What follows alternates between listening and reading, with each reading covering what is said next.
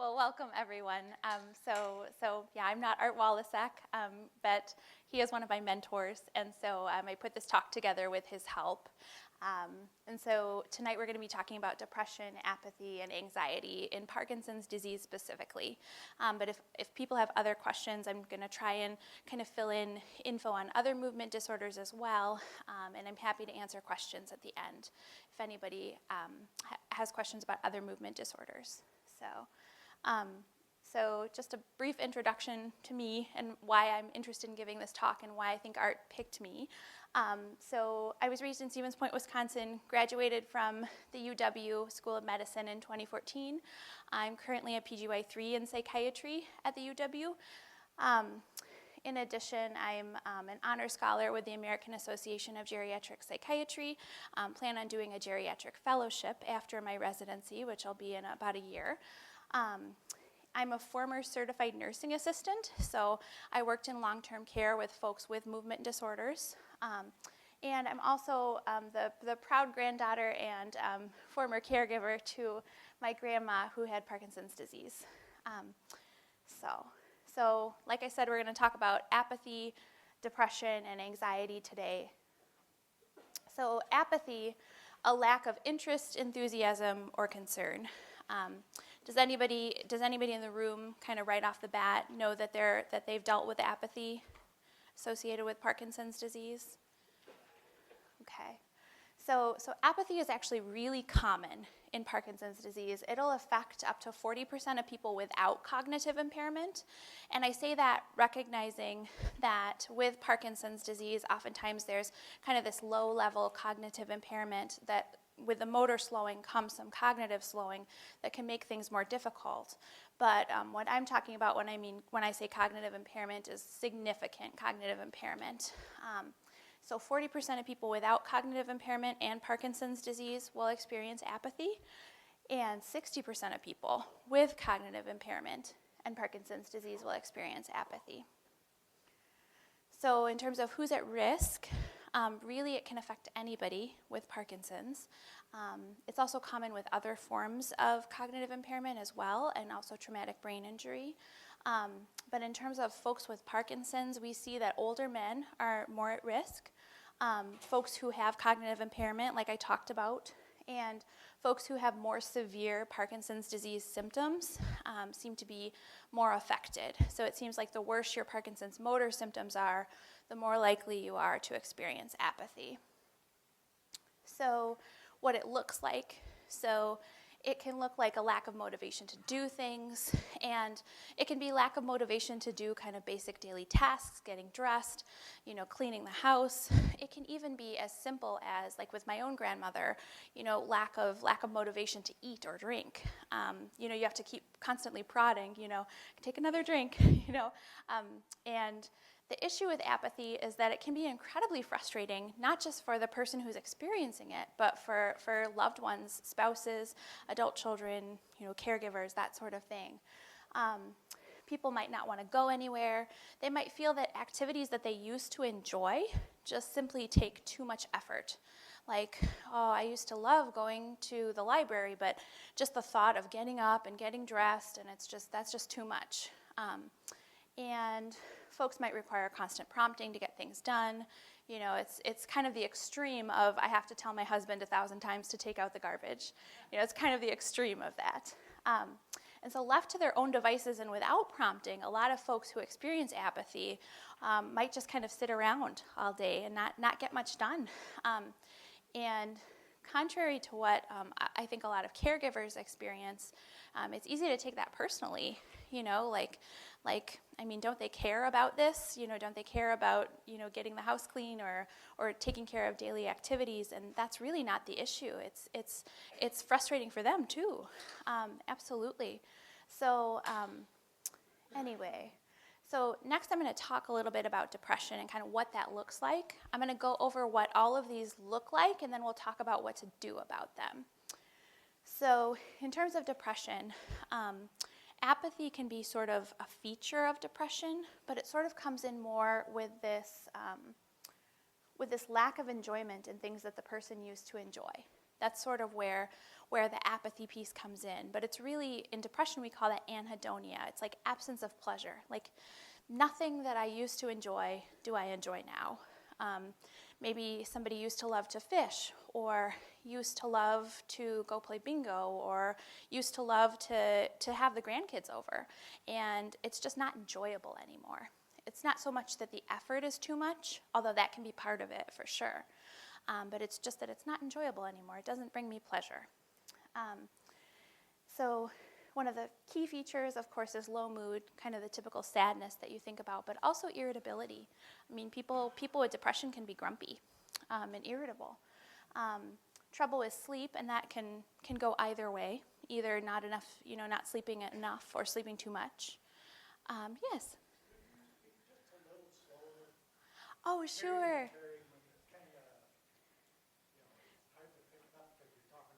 Sure, I'm happy to slow down. Yeah, just remind me again if I get carried away. All right. So trouble with sleep, that can go either way. It can either be, not being able to get enough sleep, waking up too early, or not being able to fall asleep at night, or it can be sleeping too much, like all you want to do is sleep. Poor concentration, feelings of guilt or worthlessness, low energy, and sometimes even thoughts of suicide. And it's just such a shame that depression can get in the way, especially later in life when we're really supposed to be enjoying the time that we have and reflecting back and just having a good time and a good quality of life. And it's frustrating that depression can sometimes get in the way of that.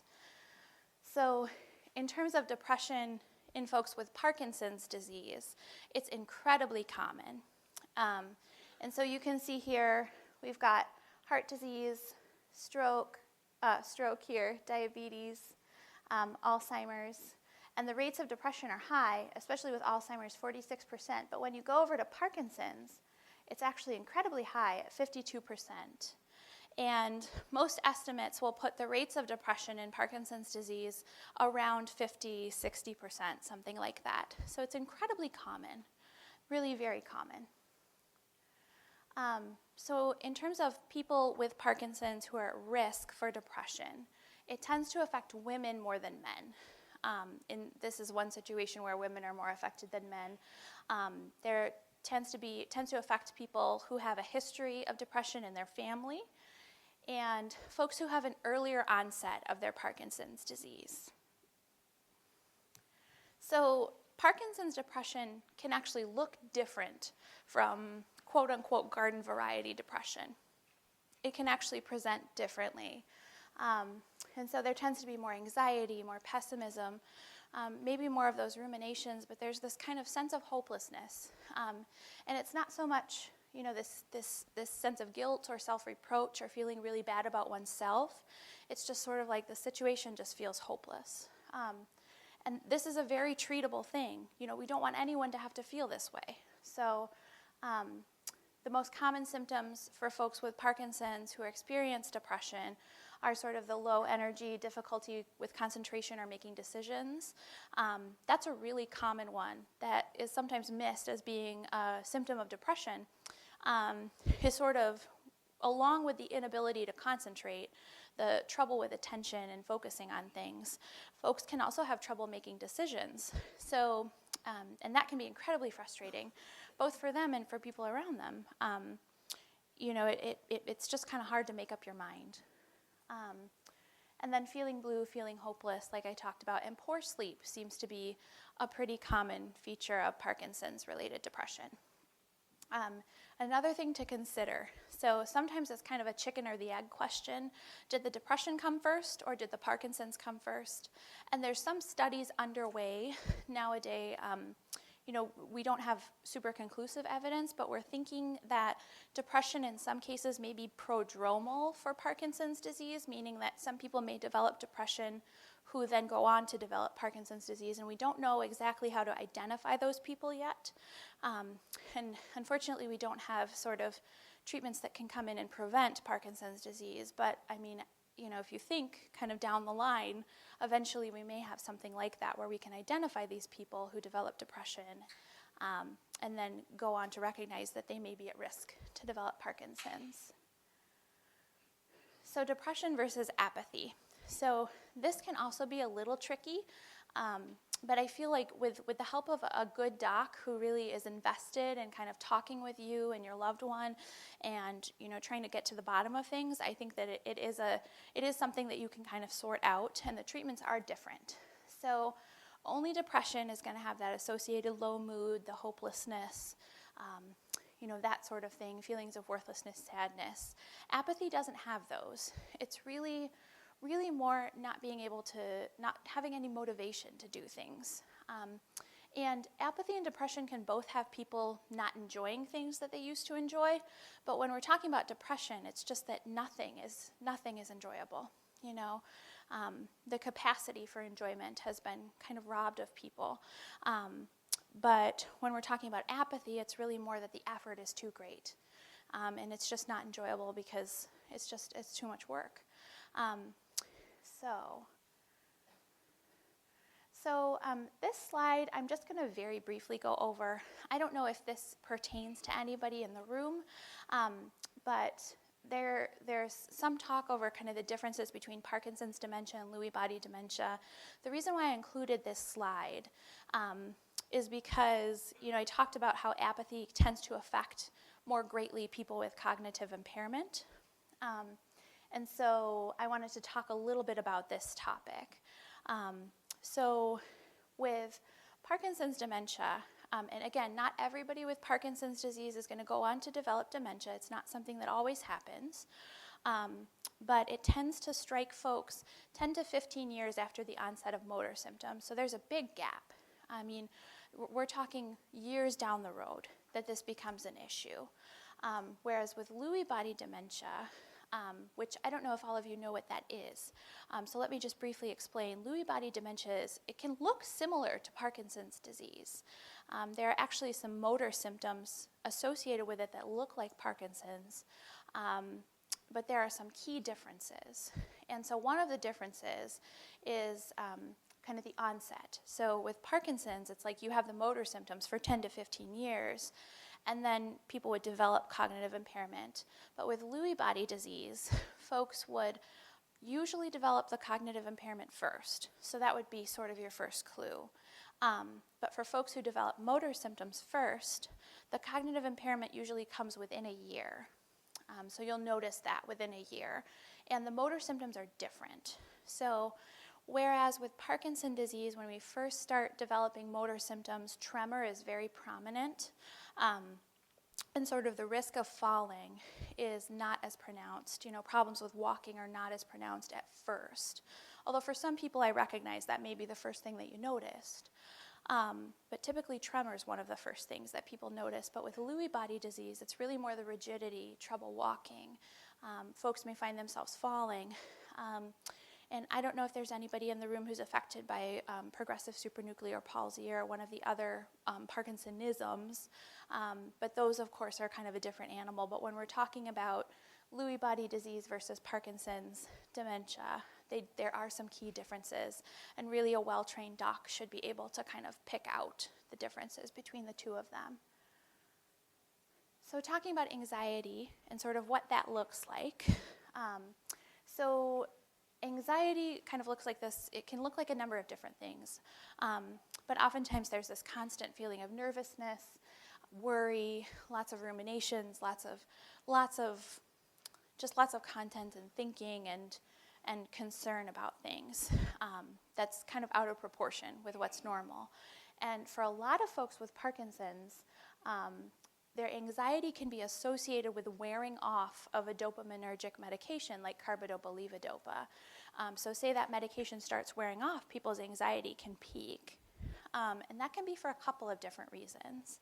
It can be because the medication's wearing off and physiologically there's more anxiety. And it can also be because when you're taking your medication, ideally it's helping you move better. And so a lot of folks, when their medication starts to wear off, they have more trouble moving. And it gets harder to walk, and there may be freezing, and those sorts of things. And that's anxiety-provoking enough in and of itself. So some people will get anxious just anticipating the wearing off of their medications. I also wanted to mention panic attacks. That can also be associated with wearing off of medications. And anxiety kind of across the board can make Parkinson's motor symptoms worse. So it's really important to treat because it can really affect people's lives. And it can also, I wanted to just kind of put this out there, it can also be the effect of some of the Parkinson's medications. It can actually, if medication doses are too high, I don't know if anybody's been to previous talks, but Dr. Walasak has talked about some of the other sort of psychiatric things that can happen when we have too much dopamine on board. But anxiety can also be associated with having kind of too much medication on board. And so it can be a little bit of a difficult balance to figure out, is this person more anxious because their dose is too high? Are they anxious because the med's wearing off? Or are they anxious in anticipation of the wearing off? But the good news is working with your doctor, keeping a diary of your symptoms, like I'll get to, and kind of trying to figure out what your triggers are and sort of where the anxiety happens in association with where the motor symptoms happen is really the best way to get on top of it and figure out what to do and how to approach the problem.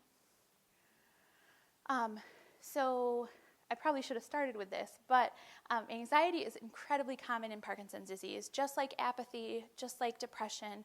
Not quite as prevalent, but still 25 to 45% of people with Parkinson's disease will experience bothersome anxiety, enough that it's impacting their functioning.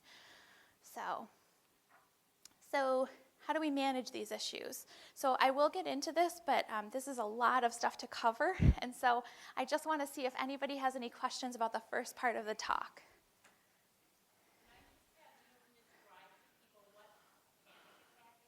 Sure, absolutely, yeah. So panic attacks. So Nancy just asked me to describe to folks kind of what a panic attack is or what it looks like. And I think a lot of times in mental health we just kind of assume that a lot of things. And I mean, you know, if I go back, you know, before medical school, I didn't necessarily know what that meant either. So I apologize for not really defining that. But so panic attacks are these very short bursts of anxiety. They last from seconds to minutes, and they're incredibly intense anxiety. They're often accompanied by shortness of breath, racing heart, sweating, numbness or tingling. Folks can feel like they're going crazy or the world is going to end or they're going to die. It's just this incredible, awful feeling. It's just very intense for anybody who's ever experienced one. And they're short-lived, but the problem with them is that even though they're short-lived, they're incredibly disruptive just because of how intense they are. And so that's something that I've seen a lot and that I've treated a lot in folks with Parkinson's disease as panic attacks associated with the wearing off of medication, specifically in some of the patients that I can recall. So does that help?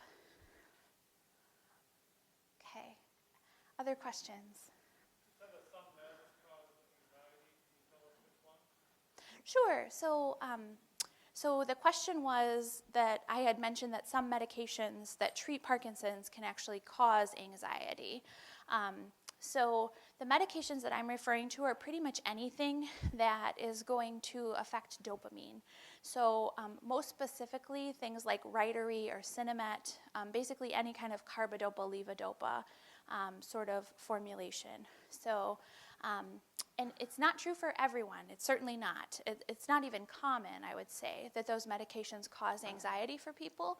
But there have been a few cases where the dose has just gotten a little bit too high, and it's a difficult balance, managing the motor symptoms and managing the anxiety, and you have to sort of figure things out. But I have seen a couple of cases where folks have been more anxious just because the dose is a little too high of that dopaminergic medication.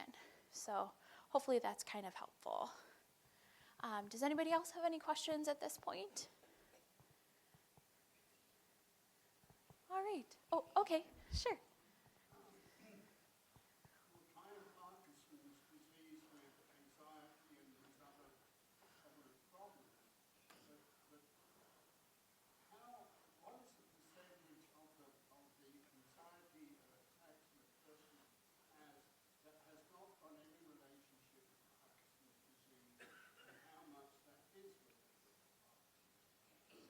Sure. So the question was, so I've made these connections, X% of people with Parkinson's have anxiety or depression or apathy, but what percent of those people would have it anyway, where it's not related to the Parkinson's disease? And unfortunately, I don't have a good answer to that question, just because when we're studying these things, we're studying correlations, and it's really only going to tell us sort of the relationship between the two. And I don't have a good answer in terms of, what percentage of those people would experience anxiety anyway, or what percentage of those people had anxiety before they developed Parkinson's. But like I said, some of these conditions are thought to be, anxiety and depression both, are thought to possibly be prodromal or like preceding the onset of Parkinson's disease. So it's all really complicated, and unfortunately, I don't have an answer to that question. So I'm sorry about that. Yes? Does body size have anything to do with the amount of medication that a doctor prescribes? A 5-foot woman and a 6'5" man, for example. Sure. And so I guess the question was, does body size have anything to do with the amount of medication that a doctor prescribes? And I guess I just really quick want to clarify, do you mean medications for mental health or medications for Parkinson's? For Parkinson's, okay. So I wish I had a neurologist in the room. I would love to defer to a neurologist for that question. But I think that the short answer is, like with mental health medications, every body is so different. We have some, genomic studies that we can do where we look at a person's genes for specific enzymes that break down the medications that can tell us, this person's a fast metabolizer of the medication, they're going to break it down faster so they need more, or this person's a slow metabolizer so they're going to break it down slower so they need less. So we do have some studies like that, but it's much more complicated than just a person's size. So really a lot of times what it comes down to is trial and error, both in mental health and in treating Parkinson's. So yeah. Any other questions before I move on? Oh, okay, one in the back there.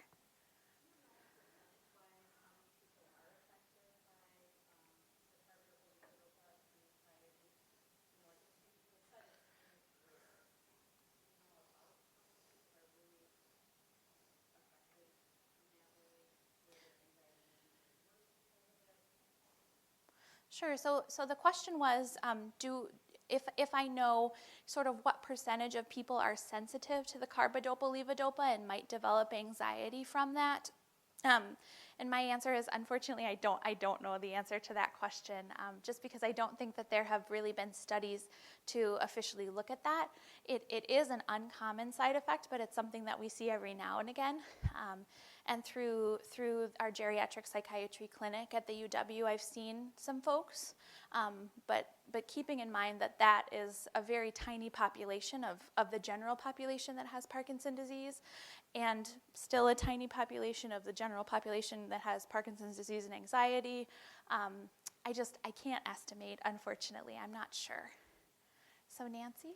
I don't think I can estimate, but I will tell you it's probably one of the more difficult, complicated things to try to figure out is just wearing off anxiety, is this too much, Mm-hmm. it's really hard as a healthcare provider, as someone who deals and helps people with PD every day.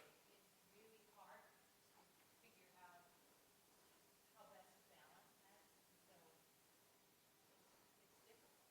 Yeah, so Nancy's just saying that it's really hard, as a provider in neurology, it's really hard to know sort of, is this the wearing off of the medication that's leading to anxiety, or is it too much medication? It's just hard to know. And I'd say psychiatry struggles with the same issue when we're trying to figure out somebody's anxiety, who has Parkinson's and who's on those medications. So it's tricky. It's tricky. I think we have time for one more question, and then I'll go ahead and move on, unless there aren't any.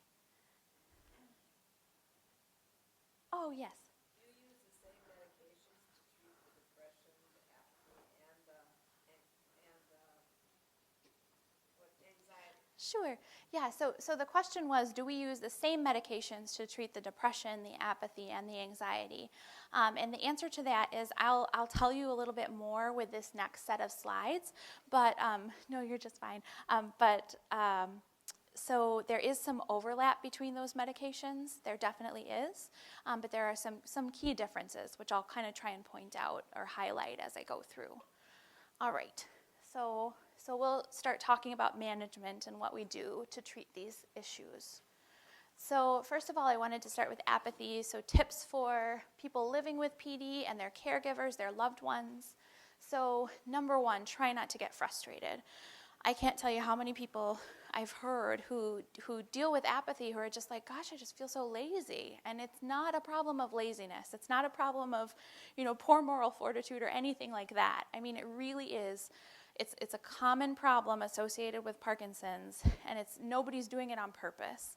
And to caregivers, I would say, try not to take it personally.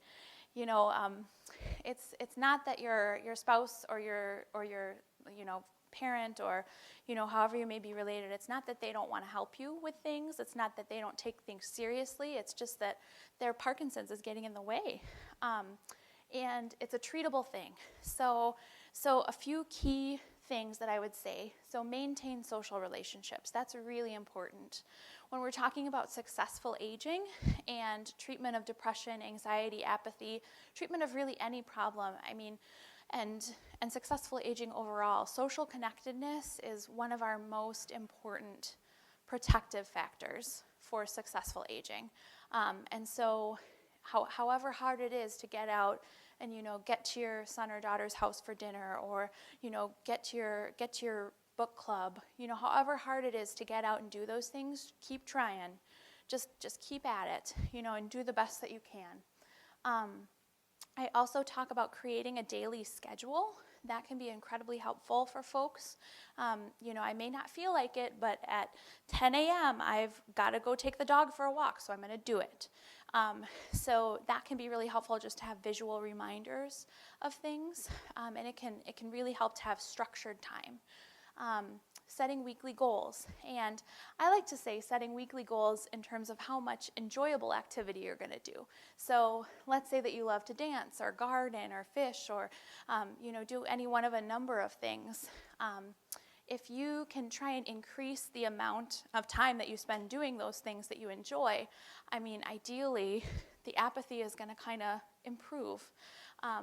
And so that's one thing that I say to folks, regardless of the issue, whether we're talking about depression or apathy, just doing things that you enjoy is really important. So in terms of treatment options, so you'll notice for each of these, I talk about optimizing the Parkinson's disease medication regimen. That's really important, because if you're moving as best as you can be, if your motor symptoms are controlled as best as they can be, then things are going to be better, or at least better than they would be if it wasn't optimized. So, work close with your neurologist to manage those motor symptoms as best you can. Sleep is really important. So when we're talking about apathy, basically any text that you'll read, any primer that you'll read about apathy and Parkinson's disease mentions sleep. Sleep is so important to get good sleep. And whether that means that maybe you have sleep apnea, maybe you need a sleep study, maybe you need to wear your CPAP more often, maybe you need medication to help you get some sleep. But whatever that is, and it's true that as we age, our sleep quality decreases and our time spent in sleep decreases. But whatever it takes, work with your doctor to optimize your sleep. Stimulant medications. So when I talk about stimulant medications, I was giving this talk to my dad, and he was like, "What do you mean by that?" So what I mean is things you might see your kids or grandkids on for ADHD. Adderall or methylphenidate, those sorts of stimulants. We tend to use the shorter acting form.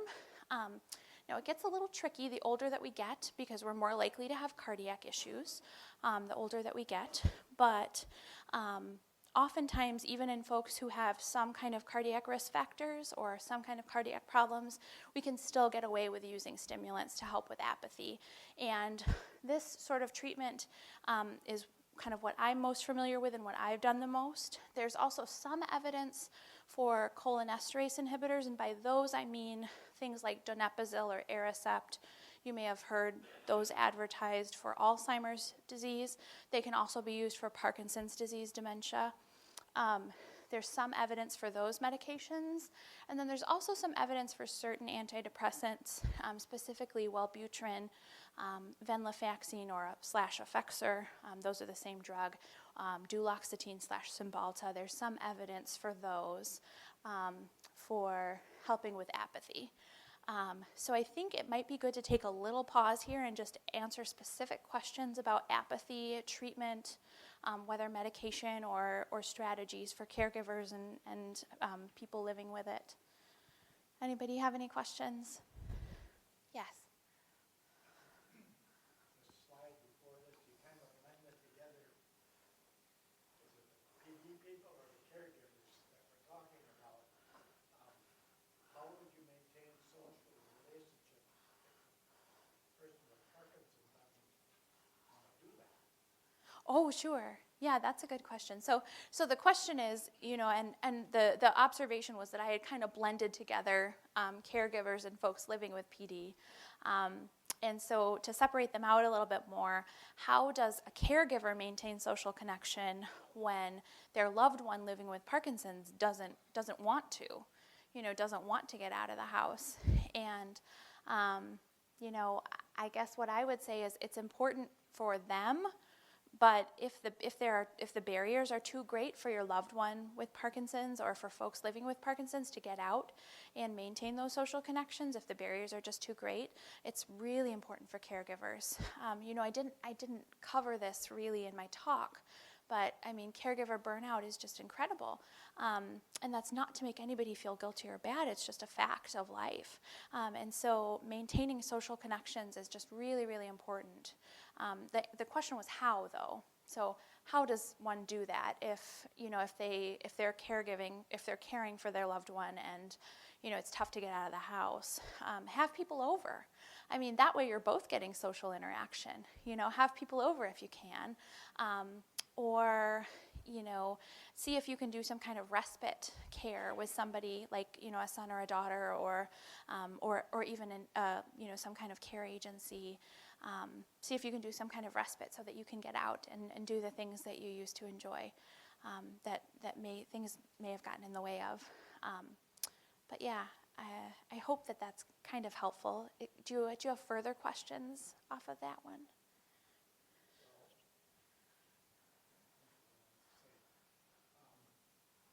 Sometimes the person with Parkinson's can act stubborn or so with the caregiver. Sure. And yet when someone else comes, then all of a sudden they're all ready to go. Oh, sure. Yeah. Well, so the question was, so sometimes folks with Parkinson's can be stubborn with their caregivers, and I mean, I'm sure it works both ways, right? We can all be stubborn with our spouses, but to that I would say, try your best to get them to go along. But yeah, that's a tough one. And I wish I had better concrete advice. But I'd say that that's definitely something to keep talking about with your loved ones' providers and with your providers in terms of how best to kind of overcome those barriers. Nancy? I was just thinking, if you're talking about setting weekly goals, maybe that's part of your weekly goal is, okay, we talked about this, that one time a week or two times a week, we're going to do something that gets us out of the house. And you agreed to 2 times this week, so here's number one. Yeah, that's a great idea. That's a great idea. Yeah. Okay, another question. Just to follow up on that, in your own life, I found that if you write down your goals and illustrate, that's a lot more, you commit a lot more and you see it in front of yourself. So you can say set goals, but you should also write them down so they're in front of you all the time. Yeah, so that was an awesome piece of advice. So for everybody who couldn't hear, the advice was, you can talk about goals all you want, but it's a whole lot harder to ignore your goal if you write it down. So writing it down, maybe keep a whiteboard in the kitchen, like on the fridge or something, like write down what your weekly goals are or your daily schedule, and that sort of thing. So other questions? Yes?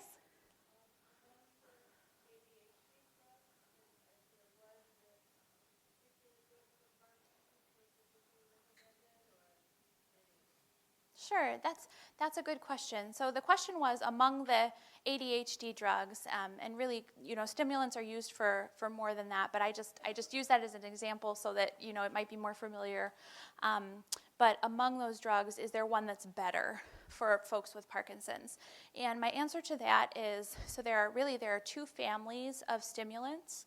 There's sort of the Adderall, dextroamphetamine, mixed salts, that sort of camp of stimulants, and then there's the methylphenidate class. And really, there's not much of a difference between the two of them. And in terms of reasons to choose one or the other, it's sort of just clinician preference. And then if one doesn't work, then we try the other one, if that sort of makes sense. So there's not really a good reason or good concrete evidence that I'm aware of to pick one over the other. And Nancy, you can chime in if you know more about that. But yeah, okay, all right. So I think we have time for one more question or maybe two. Does anybody else have a question? Oh, yes. Is there some evidence that for apathy, too much sleeping, if one sleep too much, I hear a lot of talk about not getting enough sleep. Is that a symptom of it, or is that Yeah. personal anemia? No, definitely. So the question was, so I talked about the importance of getting sleep with folks who are dealing with apathy, and the importance of getting good enough sleep. But the question was, well, folks with apathy, aren't there folks with apathy who just want to sleep all the time? And the answer to that is yes. That's definitely true sometimes. There are folks who just want to sleep all the time. And so in that case, we talk about healthy sleep and kind of setting limits on sleep and trying to be awake when we can. And a lot of times for folks who are sleeping too much because of apathy, the stimulants can be especially helpful. So, yeah. I think one more question, if that's okay. Did anybody else have one? Oh, yes. You were talking about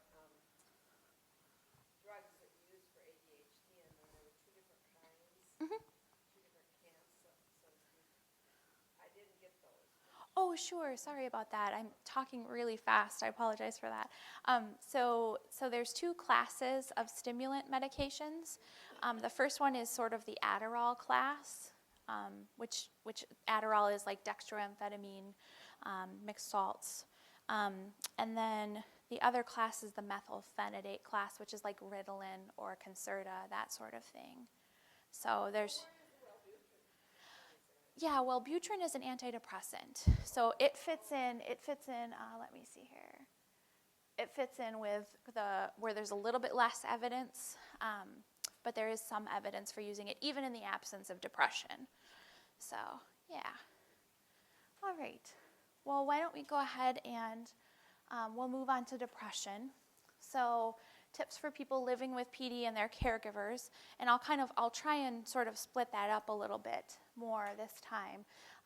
But so the first thing that I say is there's all this stigma out there in the world, and we just have to recognize it and just know that that's not really the way that this operates, right? Depression doesn't discriminate. It's really common in Parkinson's disease. It's really treatable, and it's not contagious. It's not some kind of moral failing. It just is, and unfortunately, it gets in the way, and it shouldn't. People should be able to enjoy their lives, and for anybody where depression is getting in the way, we've got to act on that. We've got to work on that, and so I just kind of put that out there first of all. So second, I talk about working with your doctor to find the right treatment for you, which is, pretty self-explanatory or self-evident, I guess. And then keeping close with social supports. Again, here, it's really important. And I'll say that with anxiety, too. Keeping close with social supports as much as you can. And then trying to do as much activities as you enjoy. Kind of going back to the apathy piece, but with depression, it's sort of about faking it until you make it. And I'm sure you've heard that expression, and it's cliche, but it really is true.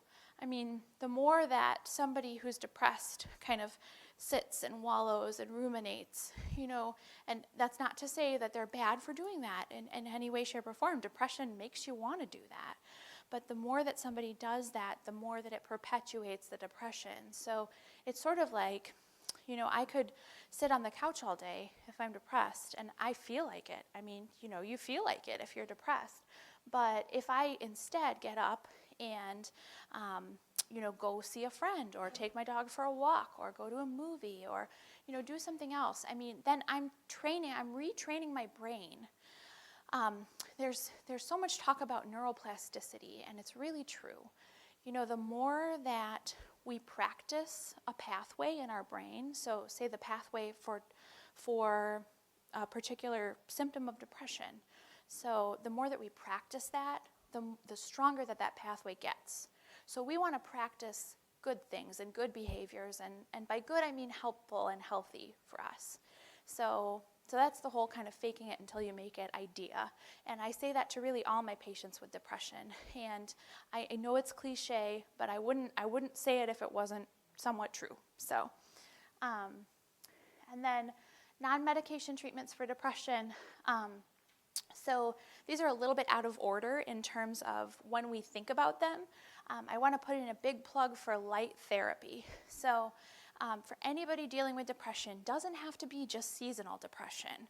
It doesn't have to be just depression that comes in the winter. Light therapy is an awesome treatment. We have tons of evidence showing that it's effective. And again, not just for seasonal depression, but for really any kind of depression. It has really no side effects unless, we're concerned about some sort of bipolar illness. I mean, it really doesn't have side effects. It's fairly inexpensive. I mean, you invest up front in the light, but it's not like you're paying a copay every month. And so, it's pretty simple. You do it a half hour a day in the morning, and it's really, really effective. Like, it's just a great treatment. And so, and it's not a medication, right? It doesn't come with all those side effects. So I can't tell you enough how awesome I think light therapy is. So big plug-in for that. So next, I just wanted to talk a little bit about electroconvulsive therapy, or ECT. Now, when I say that, some people have like a visceral gut reaction because they've seen these horrible movies, or maybe they had a loved one who had a bad experience years ago. But really, ECT, or shock therapy, is our gold standard for depression. It is the most effective treatment, and it's incredibly safe. I mean, we can use it during pregnancy. We can use it, in older age. We can use it in people who have heart problems. We can use it in so many different people. There's very few contraindications. It's really very safe. Now, I will be the first to say that there are potential side effects. There can be problems with memory. So there's a balance that you have to weigh in terms of pros and cons. But ECT can be an incredibly effective treatment. So just throwing that out there. And we do tend to think of it as sort of a much further down the line, sort of a last resort kind of thing. But it is a very effective treatment. So next, something that you guys may have heard of, or some of you may have heard of, repetitive transcranial magnetic stimulation, or RTMS. So this is this new treatment that's sort of out there, and there are some places in Madison that are doing it. What I would say about it is there's some good early data that says that it's effective for depression. But because it's so new, because there's not a ton of data, insurance is very wary to cover it. In fact, I don't think any of the major insurers in the area currently cover it. And it's even though the machine to perform this is very inexpensive, unfortunately it's very onerous for an out-of-pocket cost. So I just kind of recommend to people to exercise caution, just because it's a new treatment. It has been shown to be effective, but we just don't know how effective it is. We don't know how often people have to have treatments. For folks who, for everybody in the room, I guess, because I didn't really know what this was a few years ago. So basically, repetitive transcranial magnetic stimulation It's not like ECT where you have to have anesthesia. You just go to an office, you sit in a chair, they kind of place these magnets around your head, and then they use the magnets to stimulate the part of the brain that ideally is getting stimulated when somebody does ECT. It's not supposed to have the same memory loss effects that ECT can sometimes have, but that data is a little mixed, so it's a little hard to say. But it is something new that's out there, and I would just say if anybody's thinking about it, really I would talk with a couple of different docs. I would get a couple of different opinions before you really invested in it, because it's a really big out-of-pocket cost at this point just because of insurance not covering it. So next, exercise, one of my favorites. This is awesome. So for mild to moderate depression and for mild to moderate anxiety, getting the recommended amount of exercise, which is 150 minutes a week of moderate aerobic exercise. So you don't have to go run a marathon. You just have to get your heart rate into the target zone, which, as we get older, is a little bit easier to do. So, you don't have to do anything super strenuous. But just getting that 150 minutes has been shown to be just as effective as taking an antidepressant. So, that's just amazing, right? So I know for a lot of us, mobility issues get in the way, and I would just encourage you to talk as much with your doctor as you can, because a lot of times there are workarounds.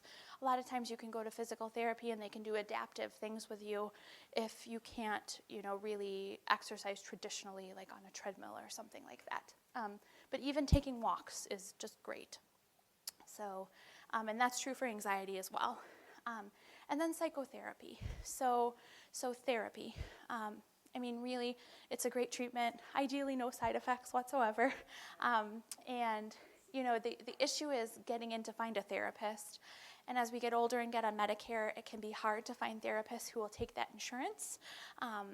But I would say that, with the kind of the boom in therapy providers, number of different providers being able to provide psychotherapy, like licensed marriage and family therapists, licensed clinical social workers, licensed professional counselors. There's just, the field is broadening in terms of who is good at psychotherapy and who can do it. And so I think that psychotherapy is an excellent treatment. I would encourage anybody who is able to access it if they're dealing with depression or anxiety. So then briefly, medication options for depression. So first, I've got that optimized treatment of Parkinson's disease first. And then for antidepressant medication, so I have sort of the least used first there. TCAs or tricyclic antidepressants. You might have heard of nortriptyline or Pamelor. So that is one where there's a lot of good evidence in Parkinson's disease specifically, just because it's a really old drug, so they studied it a lot, just because it's been around for so long. I tend to use it less just because it has more side effects. It has a heavier side effect profile, but that's definitely an option. Things that we use a lot more often, SSRIs, selective serotonin reuptake inhibitors like sertraline/Zoloft is the brand name, escitalopram, Lexapro, citalopram, Celexa. Those medications I tend to use a lot more commonly, and that's not an exhaustive list of the SSRIs, but those are the ones that I tend to use most frequently in older folks or folks with Parkinson's or other chronic conditions. SNRIs, there's some great evidence out there for venlafaxine, which also has a norepinephrine component and tends to be a little more activating than some of the other antidepressants. And like I said, it's also sometimes used to try and treat apathy without depression. And then duloxetine or Cymbalta, which some of you may have seen ads for it, but it's actually also indicated for chronic pain, specifically neuropathic pain or osteoarthritis pain. But for that reason, it's used pretty frequently. And then mirtazapine or Remeron, I use a lot of that medication. It's a great one. It can be very helpful for promoting sleep. It can also be very helpful for folks who don't have much of an appetite, for promoting appetite and promoting folks to, kind of keep that extra little weight that you need to keep on yourself so that if you get sick, you've got some cushion there. So mirtazapine is really a good medication that I tend to go to often. It's interesting, though, for any of you who take it, the lower the dose, the more it helps with sleep and appetite. The higher the dose, the less it helps with those things, but the more that it helps with anxiety and depression. So, yeah, sure. So mirtazapine as an antidepressant, the lower the dose, the more that it helps with appetite and sleep. And it's actually helping with those things by way of side effects. The higher that you get with the dose, the less that it helps with sleep and appetite, but the more that it helps with anxiety and depression. So, yeah. And then I just very briefly have augmentation strategies with other medications. Once somebody has failed a couple of antidepressant trials, we'll sometimes talk about augmenting with other medications. I'm not going to talk a ton about that, but if anybody has any questions, I think this is the end of the depression set, yes. So if anybody has any questions about that or anything else that we've talked about with depression. Yes? You mentioned that light therapy is very effective. Is some special light or just bright lights or what? So the question was about light therapy. So I was raving about light therapy. So what sort of light do you have to use? And it is a special light that you need to use. It has to emit 10,000 lux, which is like a measure of how bright the light is, and it has to be in the right wavelength. And so unfortunately, you do kind of have to have a specialized light. But the good news is that because light therapy is so effective, most insurances will cover all or part of your light. So, yeah. Lux, L-U-X. Yeah, 10,000 lux. You want it to emit that. So, yeah. Yep, you can get a prescription for it. So, yeah. Okay. So is the specialized light better or being outside getting the natural light from the sun better? Yeah, so that's a great question. The question was, is the specialized light better, or is it better to just get out and be in the sun? Well, I would say it's awesome to get out and be in the sun. But, I mean, that can come with sunburn and increased risk of skin cancer and all that sort of thing. Plus, in the winter, the intensity of the light is often not enough. Like, you'd have to be out for hours and hours to actually get enough light. So I would say that it's not necessarily better to use the light box or, the specialized light, but I would say that especially in the winter, it's going to be more effective in terms of a shorter amount of time to get you the light that you need, if that makes sense. Okay. Can you tell us more about the light waves, the proper light waves? Oh, sure. So the question was, can you tell us more about the proper wavelength of light that you need to have? Unfortunately, that's a little bit outside of my expertise. So what I usually tell people is, get a light that's 10,000 lux, and it'll be in the right wavelength and everything. So there are a number of companies that you can order from online, but I would definitely check with your doctor, because if you get a prescription, most insurances will cover all or part of your light box. So, other questions?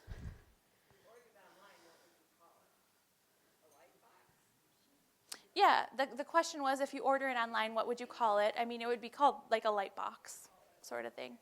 Yeah. Okay. Other questions? Yes. Oh, sure. So the question was, does the light box help with anxiety? So bright light therapy has not been shown to help with anxiety, really just the depression. So yeah. And also it hasn't been studied in apathy either, like just straight up apathy. But depression that comes with apathy, I mean, then it would be, ideally it would be effective. Theoretically it would be effective. So, yes. Do you need to go through psychotherapy to be treated for depression or anxiety? Okay, so the question was, do you need to do psychotherapy? So like if you need to be treated for depression or anxiety, do you have to do psychotherapy? Like, is that really it's got to be part of your treatment? And the answer is no, not necessarily. I'd say not necessarily. I mean, studies show that medications and therapy in combination is sort of the best way to go. But if you're like, no way, no how am I doing that therapy? I mean, just try and do as many of the other things as you can. So. You would need to see Well, so that was a good question. So the question was, do you need to see a psychiatrist to get medications? And the answer is no.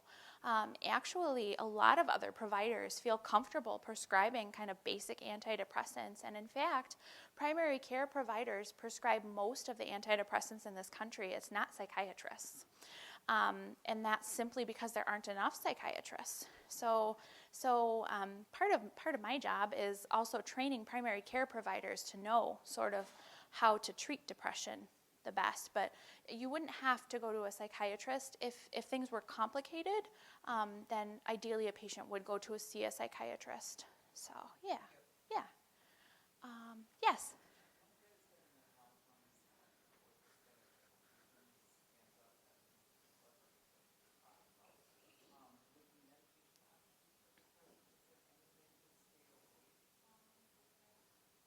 Yeah, so this is actually, yes, I've got it up there. So this is a good question that I think actually applies to a bunch of people. So the question was, if somebody's dealing with orthostatic hypotension, if anybody's dealt with that, basically it's like with positional changes, like standing up or getting up from laying down, your blood pressure like plummets.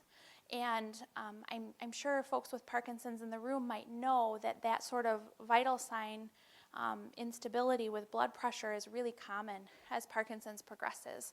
So it's something that a lot of people deal with. So in terms of the medications, so really, unfortunately, the majority of them carry that risk. But what I will say is the SNRIs, venlafaxine and duloxetine, seem to be less likely to do that. So just for anybody in the room who deals with that issue, you know, those medications seem to be less likely to do that sort of thing. Mirtazapine is also less likely to be a culprit, but yeah, the SSRIs unfortunately are sort of culprits in that way. All right, other questions about depression? Oh, yes.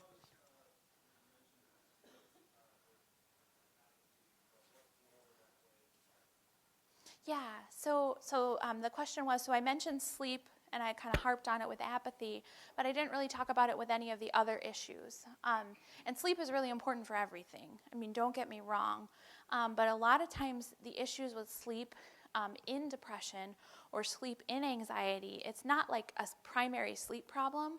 The primary problem is the depression, or the primary problem is the anxiety.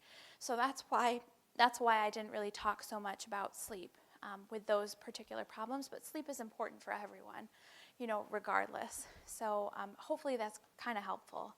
Did you have any more specific questions? Okay. All right. Thank you so much. All right. In the back there.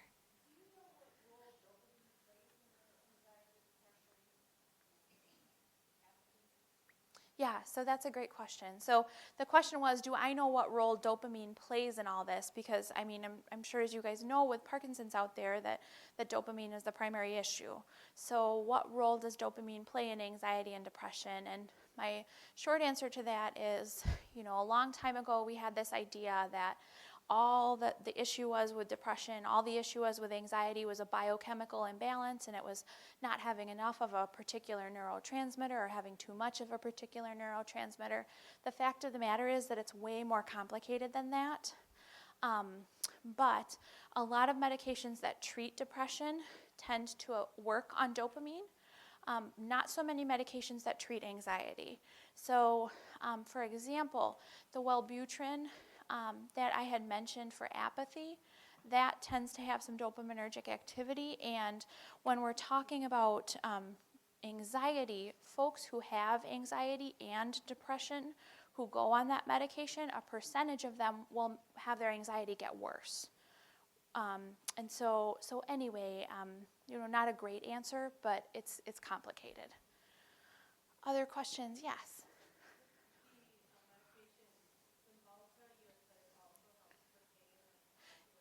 Yes. Yeah. So that's a great question. So can I explain why Cymbalta helps with osteoarthritic pain and neuropathic pain? So there's something to do with the norepinephrine. So the thing is, not just the duloxetine or Cymbalta. Duloxetine/Cymbalta, they're the same thing, just generic name, brand name. It has an FDA indication for chronic pain, but I will tell you that venlafaxine is probably just as effective, but it's an old medication, and so it's not going to get studied. Nortriptyline, we know for a fact that TCAs like nortriptyline, amitriptyline, those sorts of things are great for chronic pain. We know that for a fact, but nobody's ever going to study it, so it's never going to get an FDA indication because it's really old. So there's no financial incentive to study it. So we know for a fact that both of these are good for chronic pain, and these are great for chronic pain too. So yeah, sorry, that was kind of a complicated answer. Do I need to explain it a little better? Why? Yes. Okay, the question was why. Yes. Yeah, and the answer is that, sure. So the question is why? Why does it help with chronic pain? And the answer is I don't know exactly. I'm just gonna be humble and admit I don't know it all. It's just the fact is that these neurotransmitter hypotheses are just so simplified, and it's so much more complicated than that. But we know, like all of these medications, so these just work on serotonin. These work on serotonin and norepinephrine. And same thing here, norepinephrine. So something to do with the norepinephrine. So yeah, if anybody else has a better answer, I'm happy to let somebody else, but any other experts in the room? Okay. All right, so other questions? All right, I think we're good then. So I'll go on to talking about anxiety. So tips for people living with Parkinson's disease and their caregivers. So like I talked about before, with anxiety specifically, it is so important to keep a diary of your anxiety symptoms and of your motor symptoms and of when you take your medications, because figuring out sort of what came first, the chicken or the egg. Is it the wearing off of the medications? Is it anticipating the wearing off of the medications? Is the anxiety worse when the motor symptoms are worse? So when you're having a lot of freezing, or it's hard to walk, or you're feeling really stiff, or your tremor's really bad, is that when your anxiety's worse? And there it's hard with chicken or the egg too, because anxiety makes the motor symptoms worse. But keeping a diary is really the best way to kind of disentangle all of that and sort of figure out what's really going on. So that goes with trying to determine what your triggers are for the anxiety. And then working with your doctor to find the best treatment for you and keeping up with social supports, just like I've been talking about all along. So I recognize that that's pretty generic, but hopefully that is somewhat helpful. So in terms of treatment options, so optimizing treatment for PD, especially if the wearing off phenomena is making the anxiety worse. We definitely want to do that. And then antidepressant medications are also, most of them are also used for anxiety. And so pretty much all the things that I said before about those medications apply here as well. When we're talking about short-acting anxiety medications like lorazepam or lorazepam/Ativan or diazepam/Valium or Xanax, those sorts of things, we are very, very cautious with those in pretty much anybody with Parkinson's, because they make falls way more likely, they make pneumonias more likely, they cause a lot of problems. And I'm not saying that they're terrible medications, they do have a place, but unfortunately I feel that they've been way overused, and that in a lot of situations they tend to do more harm than good. So we try not to make that our first line approach. Sometimes we'll use other medications if we need something on an as-needed basis, but I try and shy away from those medications, things like lorazepam or Ativan or Xanax or alprazolam or diazepam or Valium, clonazepam, Klonopin. Those medications, the benzodiazepines, I use those with extreme caution. So, and then exercise and psychotherapy, just like we already talked about. So just very briefly wanted to talk a little bit more about psychotherapy, and then I'll go ahead and do questions about the anxiety. So just wanted to say, so when we're talking about psychotherapy, the number one important thing when you're looking for a therapist is that you and your therapist match up. And that may not happen the first time. You know, you may go see somebody the first time and you're like, this is not a good fit. And I always tell people the most important thing, as long as you have a choice, is that you pick somebody who you connect with and who you feel like you can work with. And that doesn't mean that you won't maybe encounter some challenges along the way, you know, but working through them and somebody that you can really work with, it's just really important. But the second thing that we talk about when we're talking about psychotherapy, aside from that provider and patient match, is the method of therapy that we're using. And so cognitive behavioral therapy specifically, where we're talking about changing thought patterns that might be perpetuating depression or anxiety and changing behaviors that might be perpetuating depression or anxiety, that is really kind of the most evidence-based approach. I just wanted to put a little plug in for mindfulness. So this is kind of becoming in vogue, and there's a lot of great evidence coming out of studies that mindfulness-based therapies are really effective for depression and anxiety. And I just wanted to let you guys know there are classes at our UW clinic, the psychiatry clinic, and there's also classes at other UW clinics as well for mindfulness. It's usually taught in a group setting. And it's not just, you know, meditation, try and make your mind blank. It's really about paying attention to the present moment on purpose and without judgment. And it's a great form of therapy that I think is really taking off. And other therapies may also be effective. Now, you guys might be wondering, how do I know what kind of therapy my therapist is doing? And I suggest that you just have a conversation, you know, about that with your therapist, whether you've been working together for years and you're curious, or whether you're just starting to see them. So, all right, and then I just very briefly wanted to talk about other medical issues that can lead to anxiety or depression. And basically, my message here is like, if there's been a sudden change, if things are different than they used to be, I mean, get in and talk with your doctor, because you never know.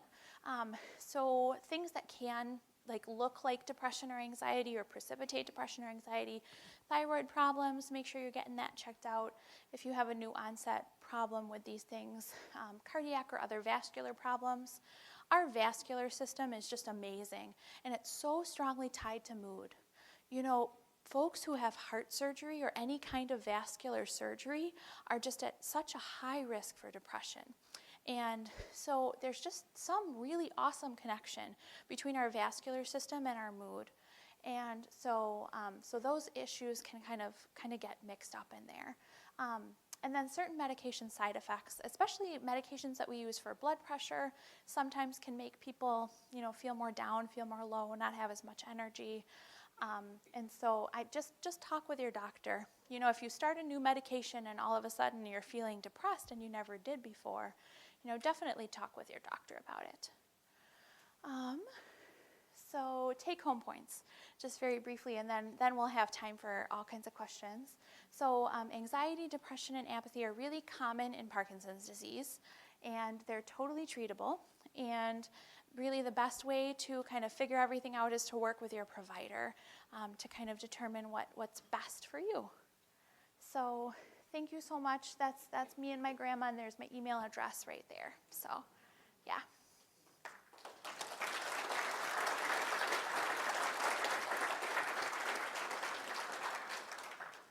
All right.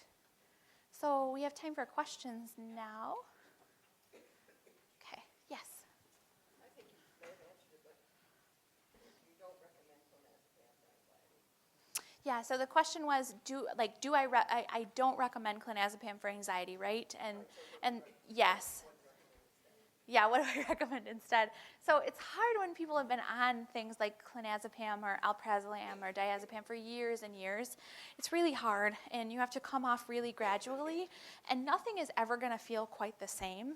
I mean, it's unfortunate, but what I tend to do with folks is I get them on a longer-acting anti-anxiety medication, which is basically an antidepressant, and then sometimes we'll use something like gabapentin, which we sort of use off-label for anxiety. Sometimes we'll use something like that in the meantime to kind of cover the gaps in anxiety, but it's going to be uncomfortable coming off of those medications. Yes, yeah, the SSRIs, that sort of thing. So, yeah. Yes. Well, that's great. That's great. Yeah. All right. Well, that's awesome. Thanks so much for sharing with us. Anybody else have any questions? Everybody's out of question. Oh, one over there.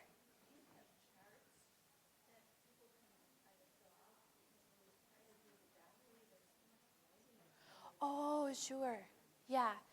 So the question was, when I'm talking about that anxiety diary, like, do we have charts that you can use? That is an awesome question. Most people that I have worked with have kind of made their own charts, but I'm pretty sure, usually when I just Google, like behavioral charts or something like that, or you can have your doctor do it for you. But really, I think that there's got to be something out there, but I just don't know off the top of my head. I've got a lot of great things for sleep diaries, but unfortunately not so much for anxiety when we're talking about Parkinson's. But yeah, I'm sure there's something out there. Yes?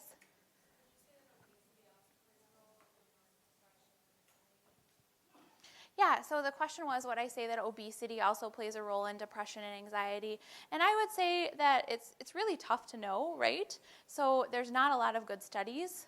There's correlational studies, but I mean, nobody's done like a randomized control trial to really know.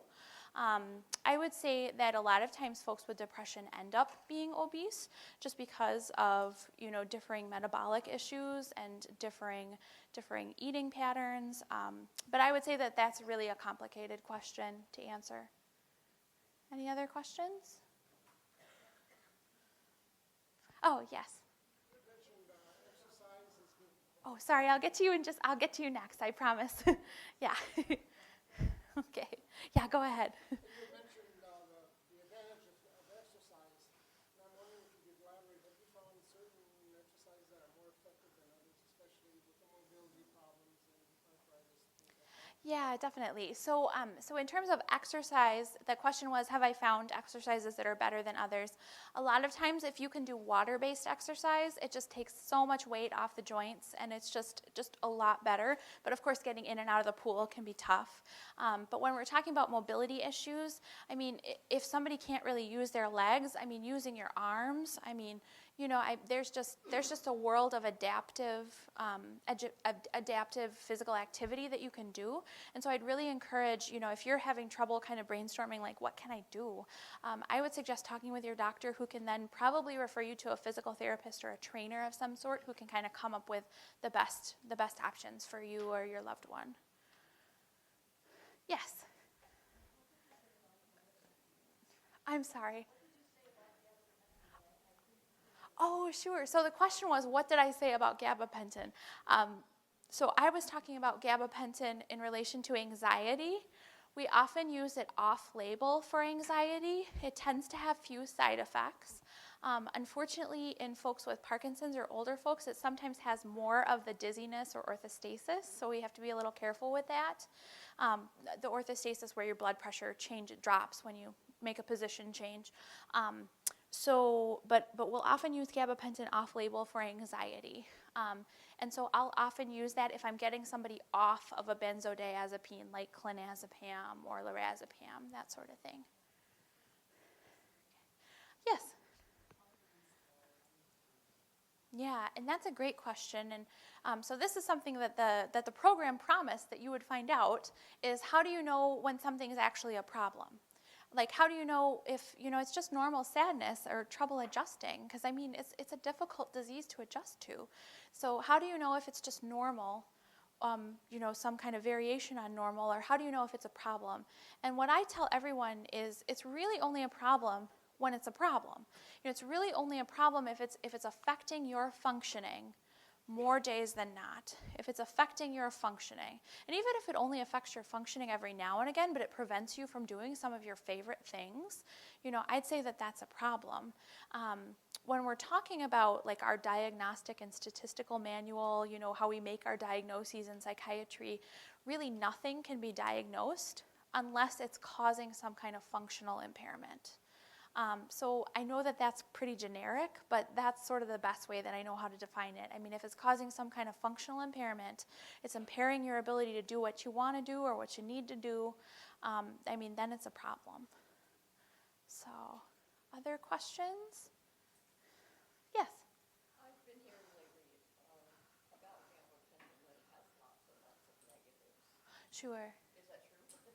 Yeah, so the question was, she's been hearing a lot lately about gabapentin and that it has lots of negatives, and is that true? So it does have some side effects. I mean, a lot of times I feel like, we tend to, different specialties focus on different side effects, and so it's interesting, if you talk to most psychiatrists, they'll tell you that gabapentin can cause weight gain. If you talk to most neurologists, they'll tell you that gabapentin can make you tired. And the reason for that is that you're prescribing it for different things, and different things are important to different people, but gabapentin can cause weight gain, it can cause sedation, it can make people tired, it can cause that dizziness like I was talking about, or blood pressure changes, and so you got to be a little careful with it. So, but I wouldn't say it's an all bad medication. I would say that it's probably a little bit overused. Oh yes, that's an excellent question. I'd be remiss if I didn't talk about that. So the question was, with gabapentin, hearing about psychological changes. So with both gabapentin and Lyrica, with Lyrica, there's actually a black box warning for thoughts of suicide or worsening depression. I have seen that very rarely, but I have seen that, where gabapentin makes somebody more depressed or makes them depressed when they weren't depressed. And so that is something to think about, but I've just seen it so rarely that it's not something that I usually, counsel people on. But yeah, that is a thing, definitely. Other questions? Oh, yes. Hi.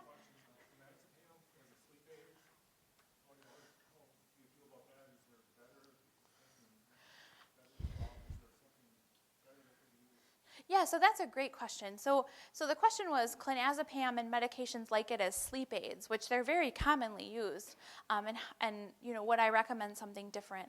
Well, here's another area where it kind of depends on your specialty. If my sleep medicine colleagues were giving this talk, they would be like, yes, clonazepam is great, we use it for sleep all the time. I just tend to exercise a little more caution, but it is a very acceptable, reasonable medication to use for sleep. It's just that the older that we get, the more side effects we tend to have from that medication.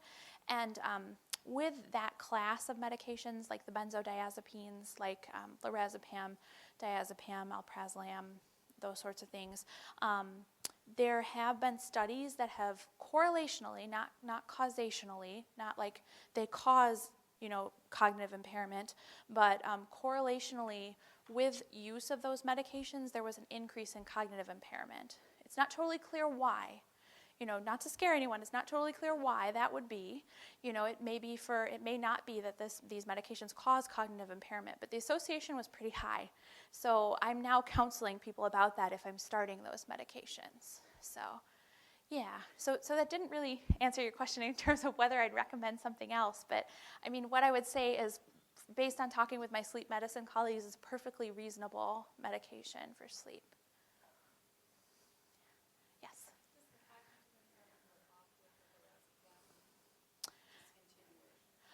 So it does not, actually, at least with the correlational studies. So again, not to alarm anybody, but they did a study they looked at registries. Oh, repeat the question. Yes, I'm sorry about that. So the question was that cognitive impairment that was seen with those kinds of medications, if you stop using them, does it wear off? Does it go away?